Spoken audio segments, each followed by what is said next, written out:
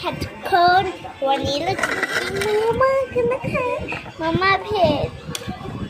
ตัวหนึ่งนะคะนี่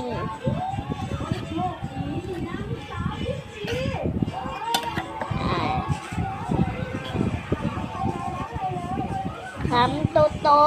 ๆมีน้ำซุปด้วยนะคะนี่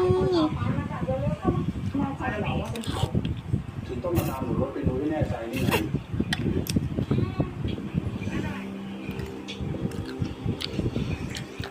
นี่เรื่องอะไรครับ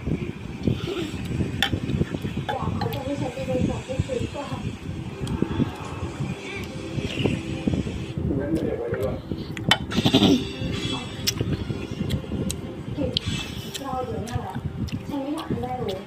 ถ้าเกิดแม่ถามบอกว่าเพื่อนผมไม่สบายฉันก็ยังไม่ได้จะพาไปหาหมอ ส่วนผมก็บอกว่าผมติดงานด้วย